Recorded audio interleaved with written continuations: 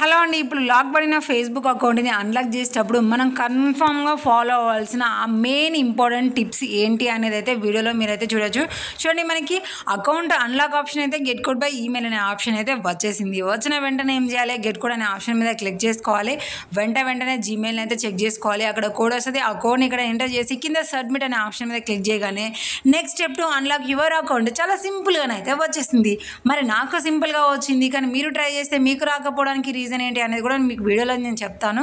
So దానికంటే ముందు ఇక్కడ మన అకౌంట్ డీటెయిల్స్ చూపించినప్పుడు మనకి ఏదైనా డీటెయిల్స్ మనకి ఇక్కడ అవసరం లేదు అని అనిపిస్తే మీరు ఇక్కడ నుంచెల్లే రిమూవ్ చేసుకోవచ్చు. ఎందుకు అనంటే ఇప్పుడు ఈ మధ్య కాలంలో చూస్తున్నారు కదా, అకౌంట్ నుంచి వేరే డీటెయిల్స్ ఏదైనా రిమూవ్ చేయాలంటే యూ కెనాట్ మేక్ దిస్ అనుకుంటూ మనకైతే ప్రాబ్లమ్ షో అవుతుంది. సో అలా కాకుండా ఉండాలి అంటే ఇలా అకౌంట్ అన్లాక్ అయ్యేటప్పుడు మీకు ఏ డీటెయిల్ ఉండాలి, ఏది అవసరం లేదు అనేది మీరు సెలెక్ట్ చేసుకొని ఫోన్ నెంబరా, ఈమెయిలా అక్కడ షో అయ్యేదాన్ని బట్టి మీరు రిమూవ్ అనేది చేసుకున్నారనుకోండి, సో మీకు ఒక స్ట్రెస్ అనేది తగ్గిపోతుంది. దాని తర్వాత కరెక్ట్గా అకౌంట్కి లింక్ అయిన డీటెయిల్స్ ఏంటి అనేది కూడా షో అవుతుంది.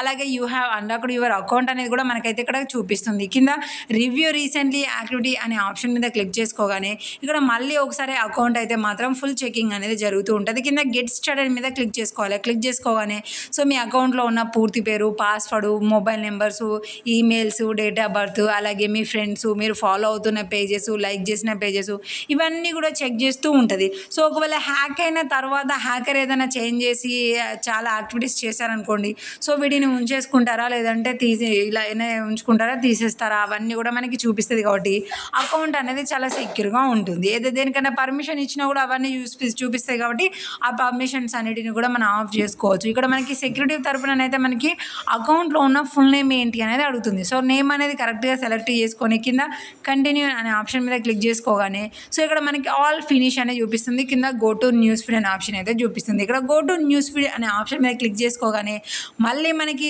లోడ్ అనేది అయ్యి అకౌంట్ ఓపెన్ అవ్వకుండా యాజ్ యూజ్గా మనకి గెట్ స్టార్టెడ్ అనే ఆప్షన్ అయితే చూపిస్తుంది. సో ఇలాంటప్పుడు మీరేం చేయాలి? జస్ట్ దాన్ని మినిమైజ్ చేసేసి మళ్ళీ ఫేస్బుక్ యాప్ ఓపెన్ చేశారంటే అకౌంట్ అనేది ఓపెన్ అయిపోతుంది.